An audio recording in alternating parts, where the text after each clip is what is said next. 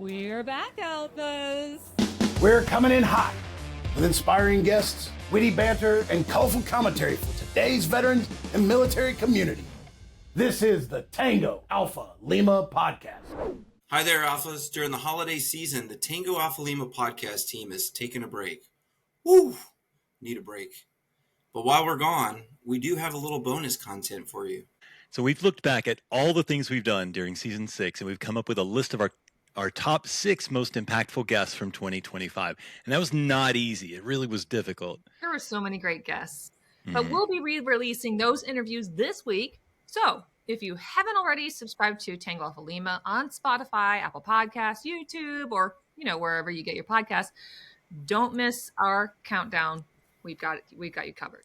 To start our trip back in time, we're going to take a short hop back to revisit our recent chat with Ken Burns. We talked with him back in September, just before the release of his new documentary series, The American Revolution. Have you guys had a chance to watch any of that? A couple of episodes. I actually dug into it quite a bit before we interviewed Ken, and was really, really impressed. So I'm hoping I'm going to sit back this holiday season with my feet up and watch the rest that I didn't get to pick up. I might put my foot up and do the same. I'm probably going to watch it too. I haven't had the chance, and I missed this episode. I was so sad to miss it. But you know what? It's already having an impact in ways that we didn't even forecast. We've had a couple other documentary filmmakers on who went back and said, "Oh, great! I got to come on and talk about making films after Ken Burns." So, they're just excited to be able to be in the company of such an incredible director as Ken. And you guys absolutely killed this this episode. I hated to miss it, but you guys did so good.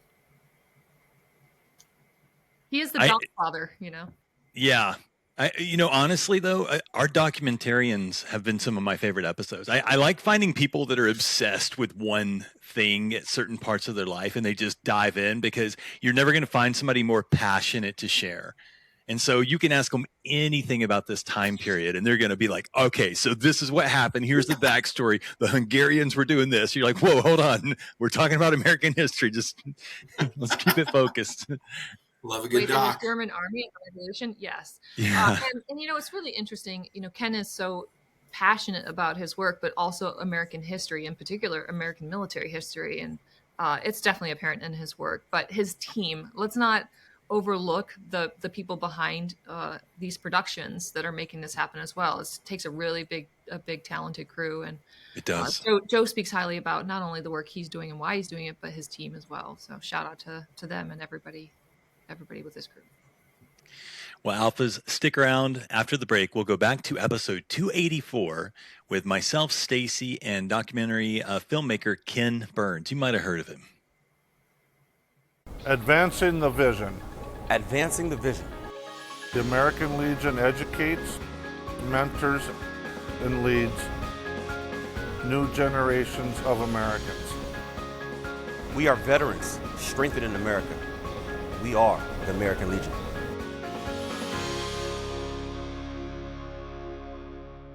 All right, now that we're done with talking about quilts, today we're joined by the Ken Burns. His films have been honored with dozens of major awards, including 17 Emmys, 2 Grammy Awards, and 2 Oscar nominations. In September of 2008, at the News and Documentary Emmy Awards, Ken was honored by the Academy of Television Arts and Sciences with a Lifetime Achievement Award. In November, like you're too young for that, Joe. Yeah. I want when I accepted it, I said I want to, because with tough times, it was the '08 meltdown. I said I want a half Lifetime Achievement. There we go. What are you guys trying to say here? Lifetime Achievement. It's not over. I've got work to do. And then in 2022, you were inducted in the Television Academy Hall of Fame, which tells me again, they're trying to get rid of you. Be careful. Yeah. There's no getting rid of no. So what I have in my kitchen, I can't reach it right now, but it's an old New Yorker cartoon, and it shows 3 guys standing in hell, the flames licking up around them, and one guy says to the other 2, apparently my over 200 screen credits didn't mean a damn thing. Yeah. And I have that there every day to remind me, and all of that stuff that you list plus 50 cents get you a cup of coffee. Yeah. Outstanding. Well, we're super glad to have you at the Tango Alpha Lima podcast. We, Me, myself, The collective, the royal. right. Well, we got rid of royalty in the American Revolution, so I really blew that. But the me, myself, and I, very loud and complicated up here, are thrilled. A loyalist or a patriot? Obviously, a Patriot. I did find deep in my, Skip Gates did the Finding Your Roots thing with me Yes, many years ago, and was able to, through mitochondrial DNA, link me to Robert Burns, the poet, which I'd never been able to do. And I'm fourth cousin of Abraham, all this stuff. I had someone who enslaved people, which I wasn't surprised about. The really bad thing is that despite lots of patriots, on my mother's side, there's a guy named Eldad Tupper that refused to sign the loyalty oath and moved to New Brunswick. And to me, that was like crushing. I thought, Eldad, what a great name for a dog. No more. Yeah. Welcome to the show, Ken. I'm Thank so you, excited Stacey. to have you here. And I want to start a little bit by getting to know you. We're all familiar with you. You're a household name. So I want to kind of get to know the person behind what people normally see. And after digging a little bit, I found out that your dad was he an amateur photographer or a pro photographer? Somebody who amateur. He's an anthropologist, cultural anthropologist, but he took pictures. And my first memory is of him building a darkroom when I was 2.5 in a tract house in a development in Newark, Delaware. He was the only anthropologist in the entire state of Delaware. But that's my first memory and then of the magic of sitting in his arm, being held in one arm as he's turning, the smells and this magic taking place. It was great. So I've got that in my DNA. I was going to ask, because I was a combat photographer in the military. And so seeing that little snippet of your dad's past made me wonder, did he pass the bug down to you? Is that what got you into wanting to do documentary work? Or It's so complicated. I mean, in a real basic way, yes. So I got a Brownie camera early, and I thought I'd be that. But my mom was sick the whole time, from when I was 2 to when I was 12. Oh, she died when I was 11, just a few months short of my 12th birthday. And after she died, my dad had a very strict curfew. But for some reason, on school nights for me, he would let me stay up late, sometimes till 1 a.m. with all the commercials to look at old movies. And it was the first time I'd ever seen my dad cry, not when she was sick, not when she died, not at this impossibly sad funeral. And I remember him crying at a movie called Odd Man Out about the Irish Troubles and in the 19-teens and 20s. And I just remember saying to myself, I'm now 12. I want to be a filmmaker. It provided my dad with an emotional safe haven. Oh my goodness. And that's what I wanted to do. And so that meant Hollywood. I went to Hampshire College in Amherst, Massachusetts, and all my teachers were social documentaries, still photographers, got back interested in that, and documentaries.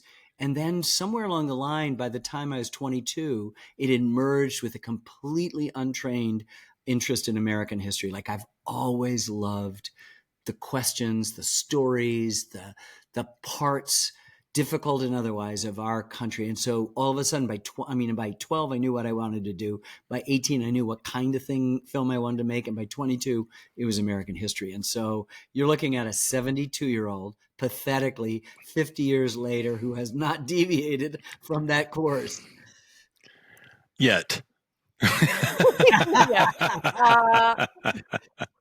He's going to decide he wants to break wild ponies. My dad was a rifleman and an engineer in the Rangers in World War II. Landed after in early 45, but he was apparently an incredible marksman. That I don't know about, whether I've inherited any of that. Did you talk to your dad a little bit about his experiences? Yeah, he did not see combat because he got into Le Havre in France at about April of 45. He ended up occupying as a 19-year-old Krupp's Essen mansion with a few other guys, and had as a 19-year-old turning 20 in June of 45, had the good sense to soak the labels off the wine bottles from one of Europe's greatest wine cellars.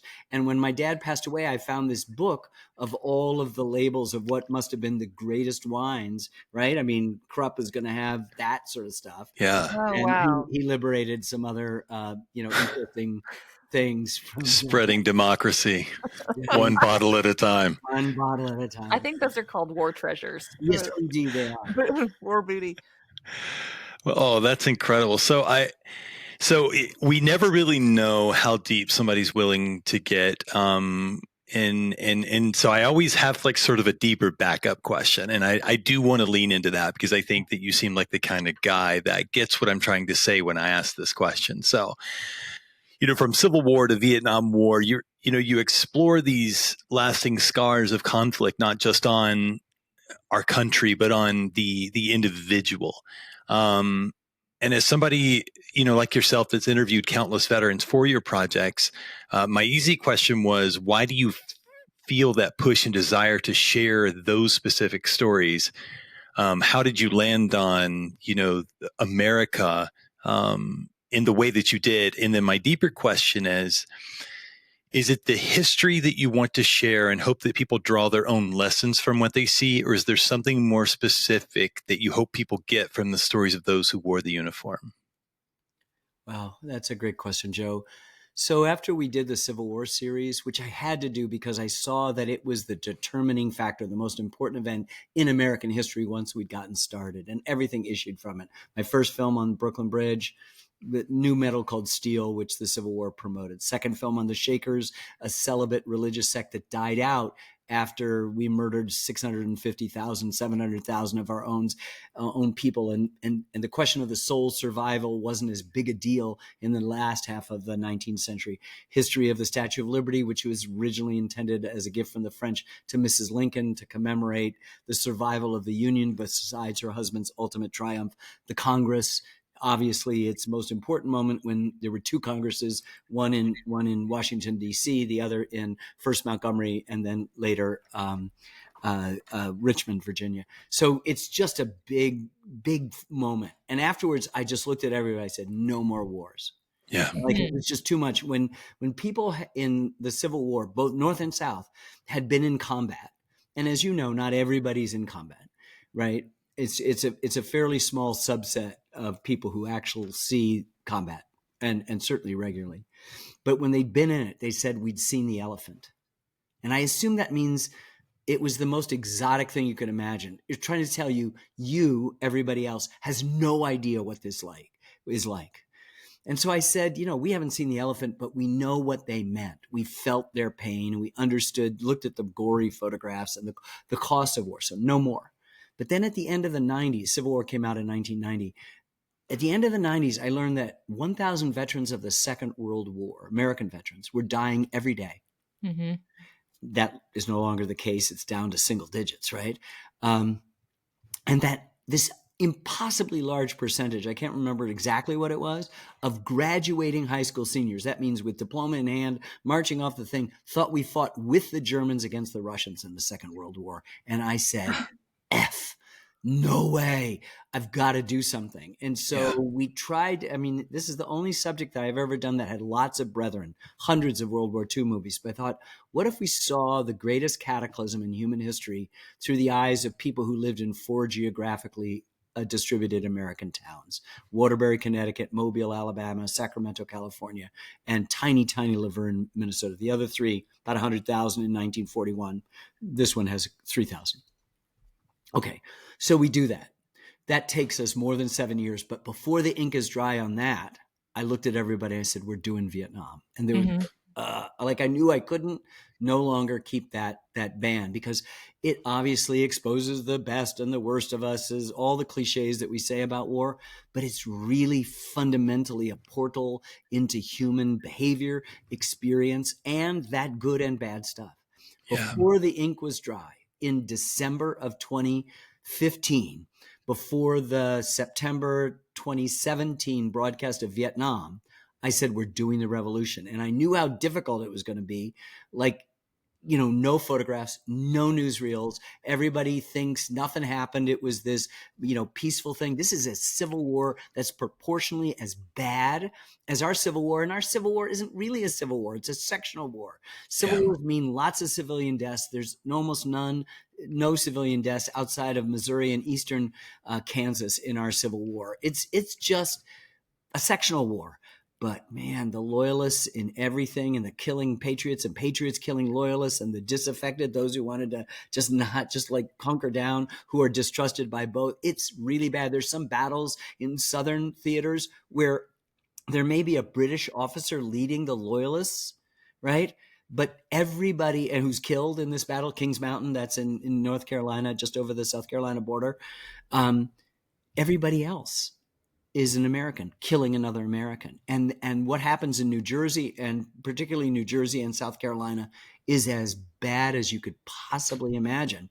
And I just wanted to communicate. I think most people don't trust to the ideas. They think, we got to protect the ideas. It's just great thoughts in Philadelphia. Plus they're all wearing stockings and breeches and wigs, and so we can't know them.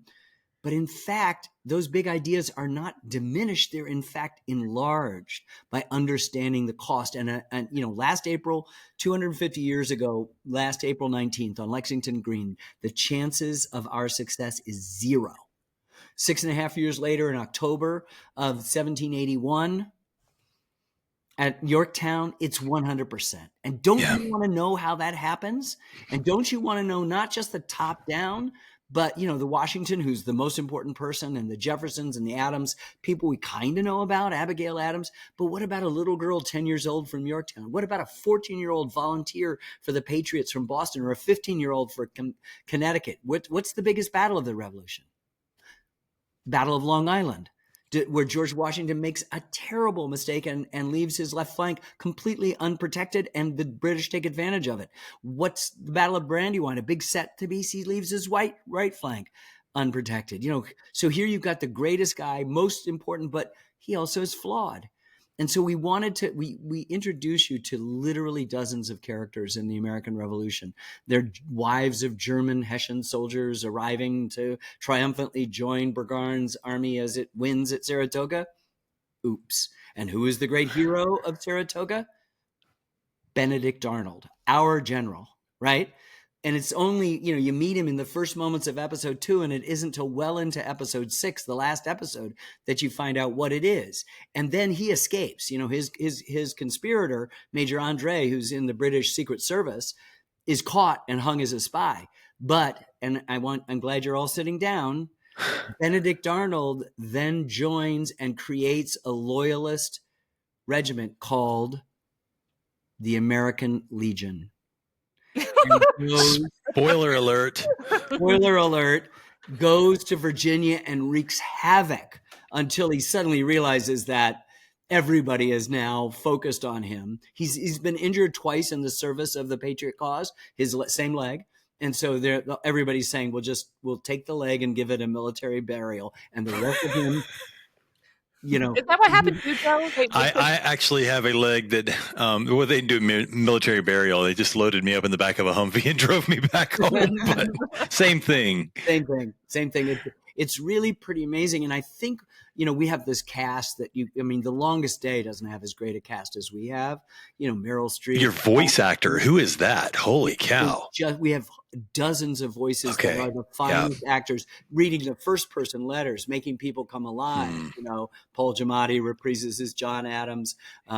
Claire Danes is Abigail Adams, but Laura Linney, who was Abigail, is many different voices.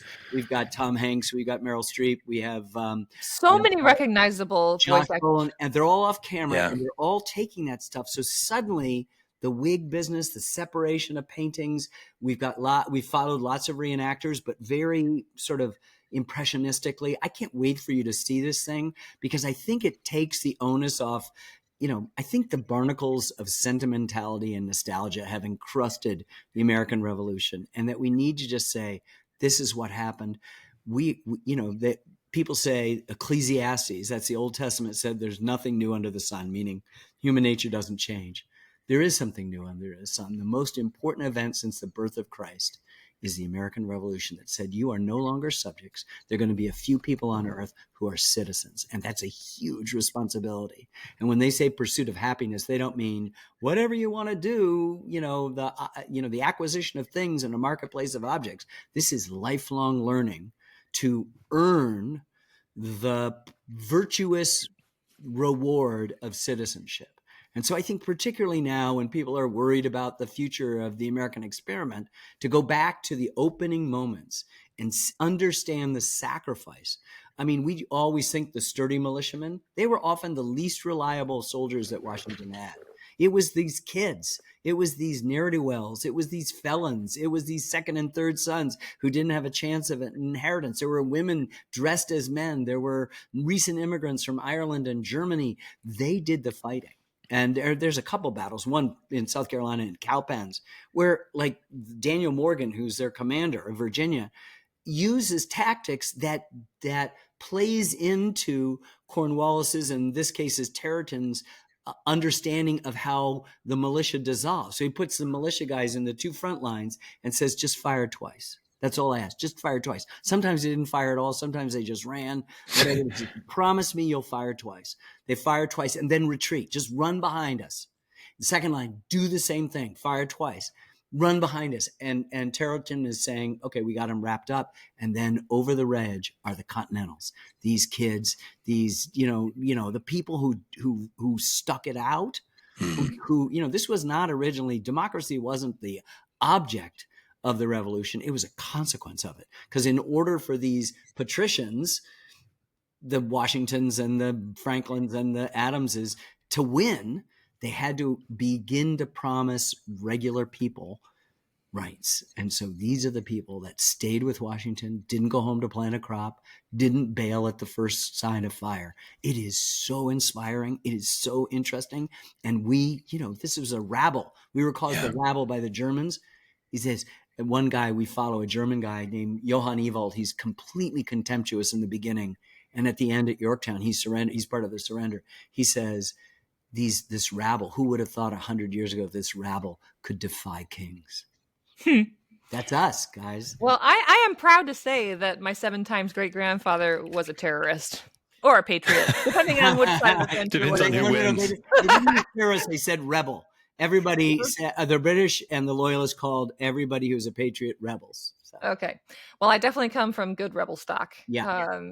He was a sergeant, an artillery sergeant out of Massachusetts. Yeah, it's great. Fought in the Battle of Monmouth. But I also discovered, because of your Finding Roots episode, that you also had a patriot, Dr. Gerardus Clarkson. Yeah, and he, with Benjamin Rush, started one of the first medical colleges in the United States in Pennsylvania. That's pretty cool. Yeah, it's very cool. Lots of patriots all up and down the line. I'm happy to say, let's forget about L. Day. We won't mention that name. Not even good enough for a dog. Okay, so I was lucky enough to watch some of the film, several hours actually, because I couldn't put it down.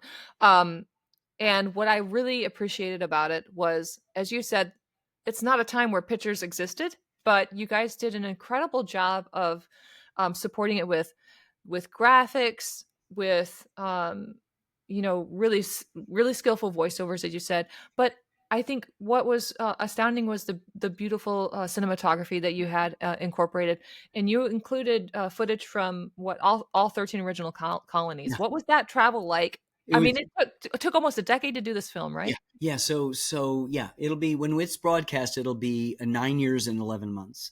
So the idea was, I've not been a big fan of reenactments. My feeling is, if you're doing reenactments, you might as well do a feature film, right? Right. I'm not in the feature film business, but I knew I had to do that. I had to film people who dressed in French soldiers, as German Hessians, as British soldiers, as cavalry, as militia, as Continentals, as Native Americans. There were black soldiers, fighting for the British, and black soldiers fighting for the American. I mean, it's really an interesting dynamic. And so I didn't want to go and say, you mentioned the Battle of Monmouth. I didn't want to go and say, let's reenact the Battle of Monmouth, right? Let's just go down there, film in New Jersey in the Pine Barrens and shoot on a super hot day. But let's take back stuff that just becomes, with all the other stuff we've shot over years and years and years, just grist for the mill. So it's like when I'm making the film on World War II, I go to the National Archives and I say, what do you got on World War II? And they say, what part? And you say, I'm interested in this. So we began to blend it in with the maps. I love maps, and I've had them in almost every film I've made. And there are more maps in this one film than in all the other films that I put together combined, because people want a sense of what actually happened. And if you now know this little girl or this little boy who's in the fight, it gives you a different kind of relationship to that arrow, the blue arrow for the Patriots, the red arrow for the British or the Loyalists, whatever it might be. It's so important to us to make it come alive and take off the onus. It really helps if you see these reenactors, just their feet going through mud that sucks down, opening of our 4th episode is sucking down a foot. And it's really happening to them. It's not just the sort of pristine reenactments. Oh, here we are. It's early in the morning. The light's weird. It's silhouetted, whatever it might be. And what it does is it gives you a tactile sense. So a feature film is going to have hundreds of soundtracks. Documentary, maybe 10 or 15. We have 250 soundtracks going in some of those battles because we want to treat it as if it's really happening. And what's been nice, I've been going around to film festival. I've done some screenings, of different things, and people are like, after the Battle of Long Island, as I said, the biggest battle, like my heart's pounding, they said, and it's not because I live in New York and my brother lives in Brooklyn and it's all the places where he is now that this battle took place, but it's that, you tell a good story. That's what I want to do. I want to take that onus off the powdered wigs and the breeches and the buckles on the shoes and the hose and all of that sense And that the oversimplification. Yeah, and the sense that they didn't really experience stuff. Yeah. I mean, war has been bad since the first human being killed another one, and that's where you have to start with the fact that this is a really tough thing. Yet, this is the first revolution in history that came out proclaiming the universal rights of all people. I think the other thing I appreciate about the film as well, Ken, is obviously, as you said, there was a lot of maps, but how much of a collaboration did you have with, say, the National Archives or the Smithsonian? Like, how did you go about sourcing these materials to be able to include them in this film and bring them to the layperson? I am so glad you asked that. So we identified scholars. We may have 4 or 5 scholars who know a lot about Native American. It's a really important dynamic.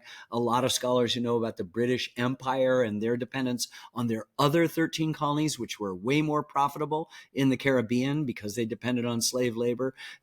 People who are military historians, Rick Atkinson, who's written, 2 volumes of 3 about the Revolution, who's just amazing. A lot of other writers, but we also hired a cartographer, and we also had to. If you're looking at Boston today, the Charles River just goes like this. It was a huge, what's called the Back Bay, is all apartments and streets that are familiar to everybody who's ever been to Boston. That was not filled in. Boston looked like a little head at the end of a narrow isthmus. And so then you begin to understand oneth by land and twoeth by sea. You understand why your ancestor working for Henry Knox was able to get that artillery up into Dorchester Heights, and the British look up and go, we're out of here. The Patriots didn't have enough muscle to take over Boston. They could go in and out by sea, but they were blocked in. But the second we could bombard it, the game was over, and they headed to Halifax, Nova Scotia. So you understand the dynamics of that. And so we were constant. I mean, literally all that time is us trying to get that map right, trying to get this fact right, trying to not put your thumb on the scale, just like umpires call balls and strikes, like not make loyalists bad. A loyalist is a conservative. A loyalist is saying, hey, the British constitutional monarchy is the greatest government ever invented up till now. And they're absolutely right. It is. It's not like being a French citizen, which is abject, the monarchy is abject authoritarianism. But the British Constitution, that's a good system. We're just invented a better one. And you have to decide whether you want to go with this completely untested idea or you stick with the old thing. So a loyalist is not a bad person per se. And so we follow throughout loyalists. And as I said, German soldiers and their wives and British kings, prime ministers, ministers there, and native people. I mean, it's such a great cast of figures, and it doesn't make it complicated. It makes it interesting. Like if everything was black and white in, say, the TV series Succession, no, it wouldn't be successful. It's the fact that people have within them different things. Look at Benedict Arnold. He's next to Nathaniel Greene. He is Washington's most reliable soldier until he's not. Mm-hmm. Which I think is just a fascinating, he's almost a character. You forget that he's human. He's a human being, right? I remember I made a film on Huey Long, the turbulent Southern demagogue. It got accepted at the New York Film Festival. And I'm walking out, and this woman, Upper West Side of New York, probably a Jewish woman, she said, "You should do a biography of Hitler." And I said, "Why would you want me to do that? I'd have to make him a human being." Right? And right now, it's almost, not right now, but anytime, it's almost better to have him as this symbol of pure evil. But, Washington's deeply flawed. He's rash. He rides out on the battlefield at Kips Bay. His aides are going, no, no, no. And they're grabbing the reins of his horse and pulling him back, because if he's killed, it's over. It's dead. At Princeton, does the same thing, and an aide is putting his hand over his face. I mean, he's unbelievably brave and has been since he's a 22-year-old militiaman that probably fired the first shot of the 7 Years' War, what we call the French and Indian War. He may have started it by firing into an encampment of French and their native allies to begin what we call the French and Indian War. Later on, has to surrender. Later on is, Braddock's aide de camp. Braddock is killed, arrogantly thinks I can handle any French and Native American. He's ambushed. Washington executes, it says 2 bullets fly. He's 2 horses shot out from under him, bullets pierce his jacket, and he executes a retreat and gets everybody else off. And they won't give him a commission in the British Army. So he's like, okay. Talk about being petty. I mean, petticoats. I'm an American, right? And yeah. So you guys know this elementary. Let me do this quiz on you. Reverse question, right? All right. How are the patriots, rich and poor, all white men, dressed when they dumped the tea in Boston Harbor?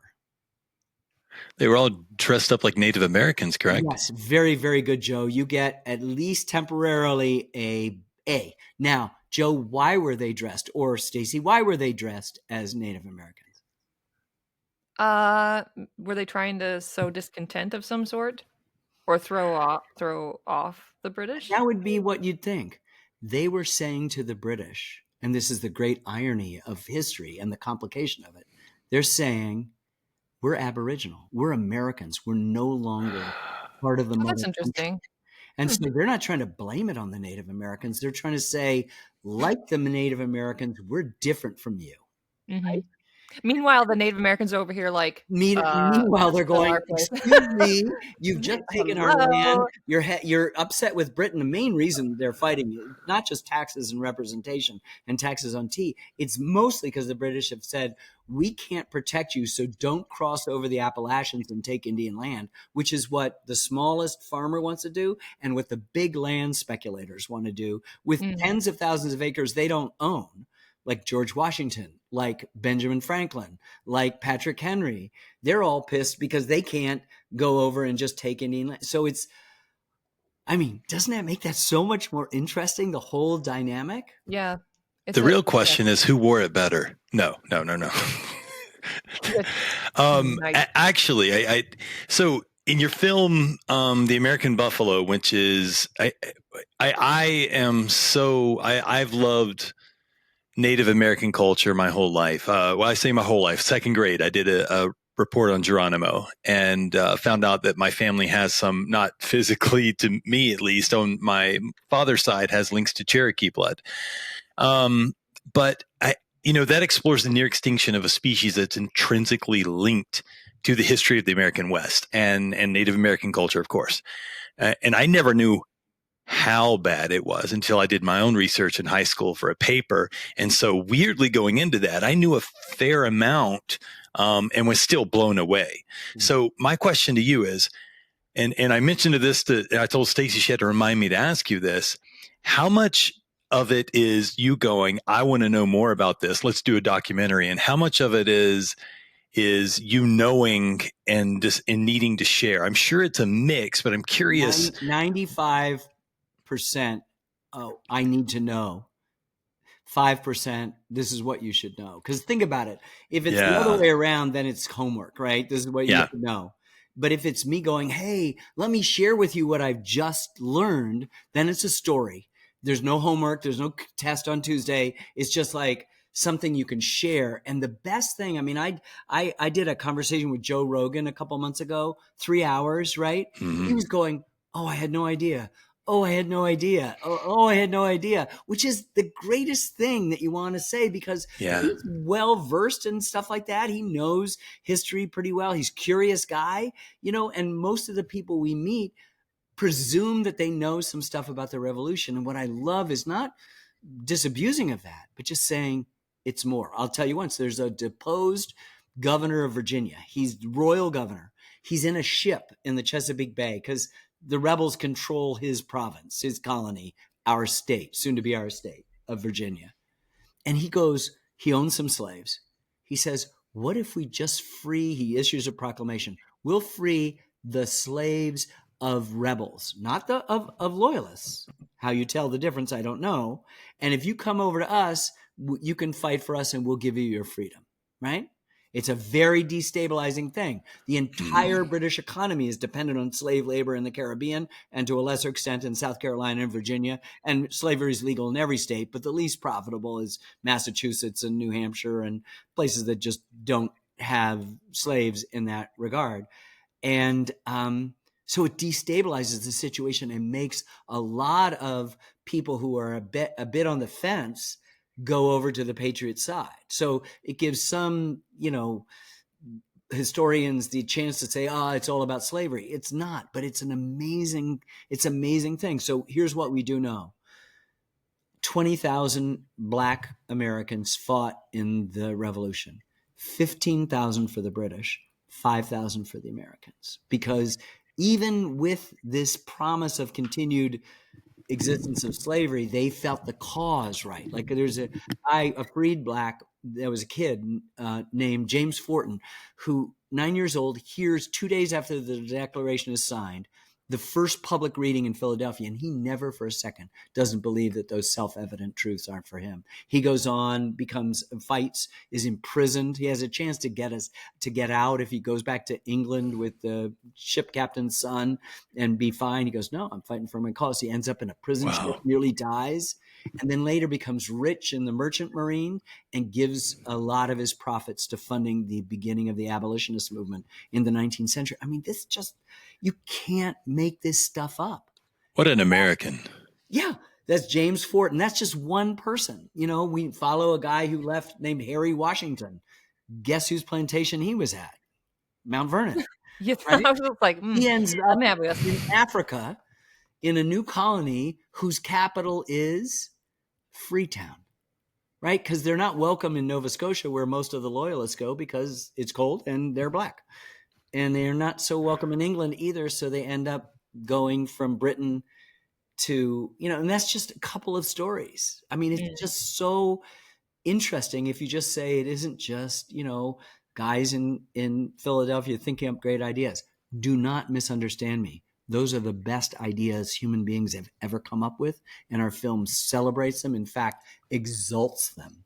But this is called the American Revolution, meaning we're not going to pretend like it's just we fire some shots at Lexington, which is a bloodbath. The Americans are told to disperse. They start to, and somebody fires, and it's a massacre.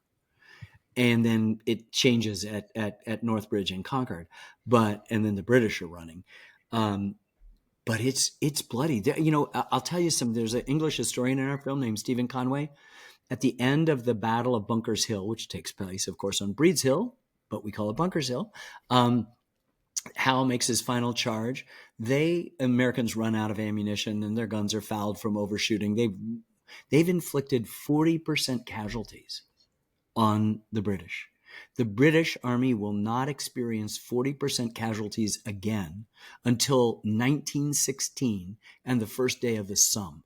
Now, we think of World War I as the worst trench warfare, gut-wrenching kind of combat situations. Bunker Hill, right? And nobody said, don't fire until you see the whites of their eyes. They started off the first charge. They was wait till they're 90 yards out. The next is 50. The next is 30 just to save ammunition. But, you know, we get distracted by the mythology and then we don't suddenly say 40% casualties. Yeah. Come on. I mean, that's heartbreaking to imagine as somebody who served. Heartbreaking. And a British general was shot in the head, and he was the officer who had led the charge at Lexington and Concord. He fell into the arms of his son and died in his arms. Warren, who was the head of the Massachusetts Assembly, the most radical of all of them, was shot and killed, and he was stuffed in a mass grave by the British with two other rebels, where their seditious beliefs would be buried forever. So, I mean, this, if you personalize it, you do it from the top down, do it with the maps. Yes, Stacy, with the arrows. But if you know who's there, bottom up, and you know what their wife says when their body's brought back into Acton, Massachusetts, when you're the first American killed at the North Bridge, right? Isaac Davis, a gunsmith from Acton. You've already watched him at dawn leave kind of seriously, and his wife responding, to how serious he is, and then comes back along with the bodies of two other Acton fellow soldiers and buried. Their house becomes the place. Think of their children. Then you've got something that any one of us can hang on to. I remember after the Civil War series came out, this woman came up to me and said, "What are you working on next?" And I said, "Oh, a history of baseball." And she goes, "Oh, my husband and son will like that." And so I turned to her and I said, "So you're a military history expert?" She goes, "Oh, no, but it was the stories." I said, "Look, I know your son and your husband are going to watch baseball. I'm making it for you. These are universal stories. These are stories about Americans dealing with stuff. Maybe it's a fastball, maybe it's a curveball, maybe it's a bullet, maybe it's a cannon. But these are big questions of human being. I don't need to tell you or your listeners who are the front lines of why we still are the greatest country on earth. And I should have led off by saying how honored I am to even spend a few minutes with you. Oh, gosh.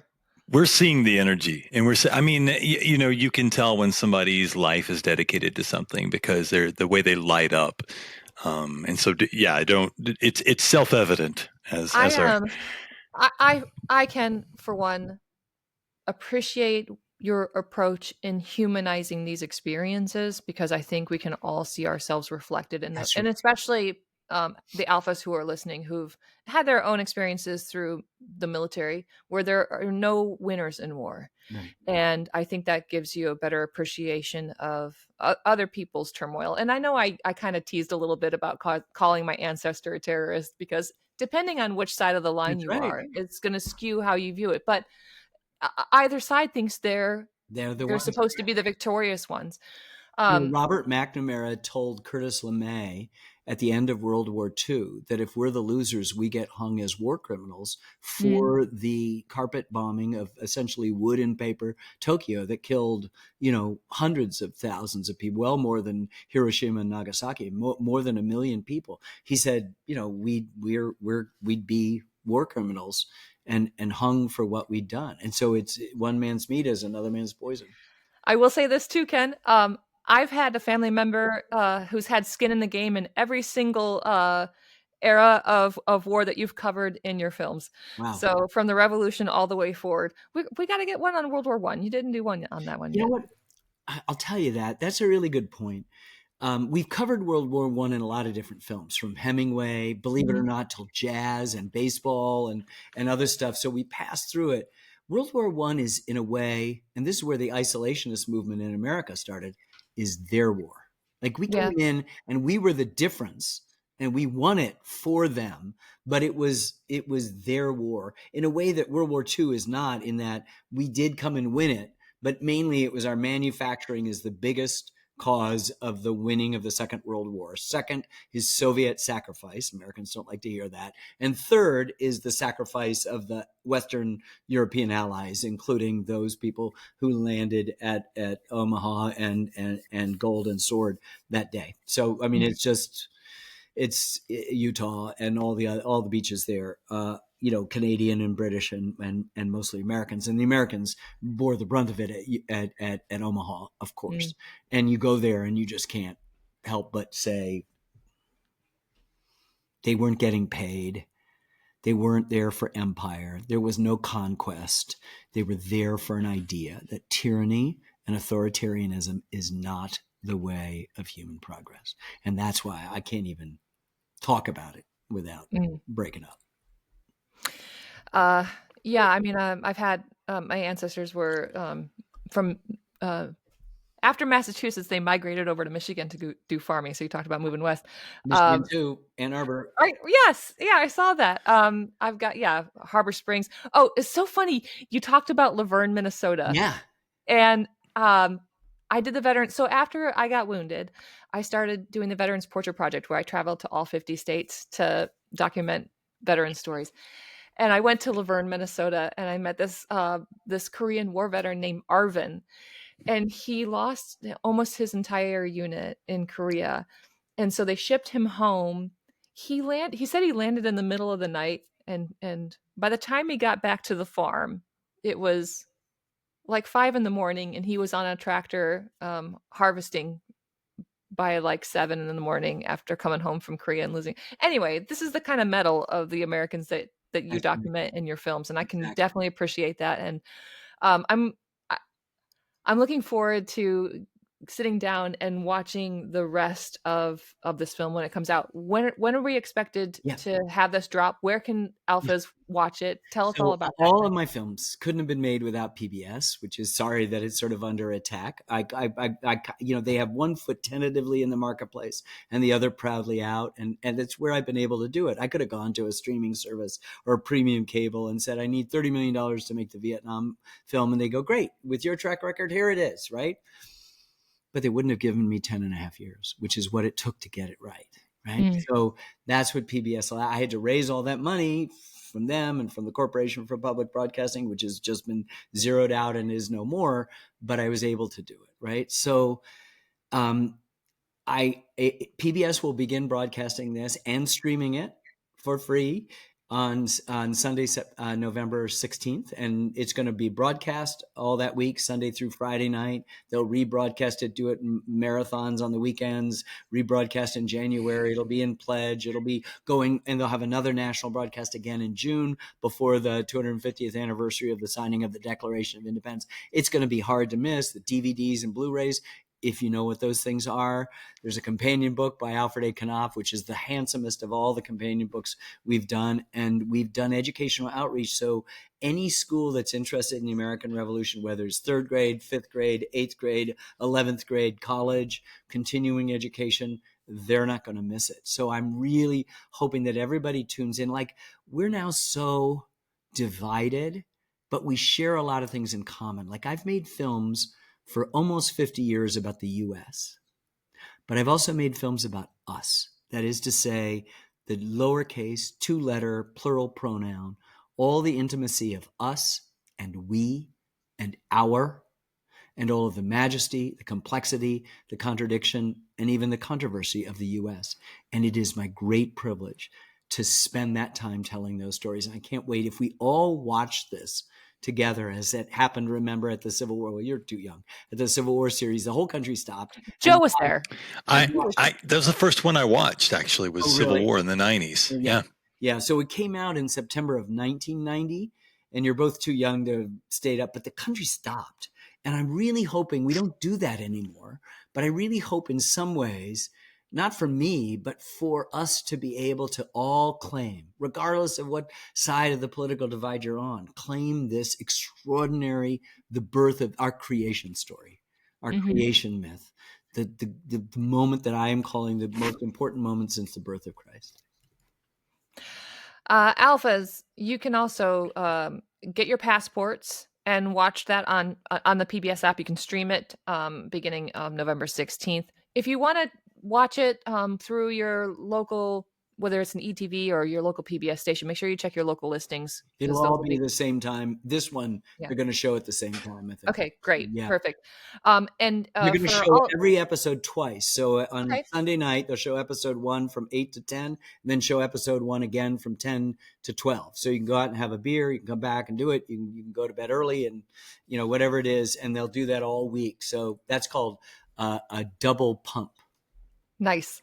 And if you want to get your kids involved, sit down with a pitcher of lemonade. And every time they say General Washington, take a shot of lemonade. Have a little fun. Exactly. I can tell you I was drunk. I was drunk on that sour goodness watching just a few hours of it. But you can also find it probably on Apple TV, Amazon Prime. So just make sure that there's a bunch of platforms. It's going to be out there and pretty widespread. It's going to be hard to miss. Yeah, we're Yeah. going to have lots of partnerships with various places like Walmart that will permit us to sort of give point of sale things. It'll be good Christmas stuff. And it isn't just for dad. I think it's everybody's story. Like I've got 4 daughters, and a couple of them Bless have you. grown. Yeah, isn't it the best? I'm rich in daughters. But my younger ones, I'll show them this stuff, and they're like riveted. And they'll go, whoa, and they like the maps. They like the. There were women in espionage during the Revolution. Indeed. In fact, they're There was. perfect spies. Right? Exactly. It's Because the they could just petticoats. live. It's all the petticoats where we hide all the letters. Yeah, that's exactly right. Do love a good petticoat. Alphas, we're going to have links to where you can find more information about the American Revolution by Ken Burns. You can also be sure to check out pbs.org/Ken Burns /UNUM for more information there. Ken, as we wrap up, is there anything that we didn't cover that you wanted to share with our outlets? Awesome. I'll just tell you that one of the first things we did in support of the promotion of this, which was way back last February, we went, as we always do, to West Point. And at lunch, where all 4,000 cadets are hooeying, we showed the opening quote by Thomas Paine about liberty and freedom and throwing off the feeble engines of despotism. And then 1,600 cadets came, and we showed them in an auditorium about 40 minutes of stuff. It was, as it was in the Civil War, as it was in World War II, as it was in Vietnam, one of the highlights of this tour. So I bless the folks who put on the uniform and serve us, and I think we've done a good job telling your story and understanding the difficulties of war and getting into just how bad it is, so it's not sugar-coated. I mean, soldiers always make the best peacemakers. I will say that there is a request on Reddit, Ken, that you do a film about Ken Burns. Yeah, right. Okay. Yeah, that when I'll play you. I'll need a wig. Yeah, we'll call that When Hell Freezes Over. How's that? Hell has frozen. The pigs are flying, Alphas. That's right. When pigs are flying. Exactly. Ken, you're a real treat. Thank you for what you do for American history, for what you do for public television and filmmaking in general, and keep up the fantastic, incredible work and setting the bar high for all of us. It's all back at you guys. That's the thing that we care about. And we're so grateful for your service, and we're so grateful for your sacrifice. Welcome home. Let us know what we can do for you. Thank you so much for visiting us today, Ken. Alphas, please stick around for some scuttlebutt after the break. Welcome back, Alphas. We're keeping things short and sweet on the countdown, so there's no scuttlebutt today, but thanks for taking the trip down memory lane with us. We really hope you guys enjoyed the episode. On behalf of the entire Tango Alpha Lima podcast team, we hope you're enjoying time with your loved ones during the holiday season. If you miss us during the holidays, which I know you are, you can always subscribe to our podcast, our newsletter, or send us guest and mail recommendations at legion.org/Tango Alpha Lima. So long. So long. Bye.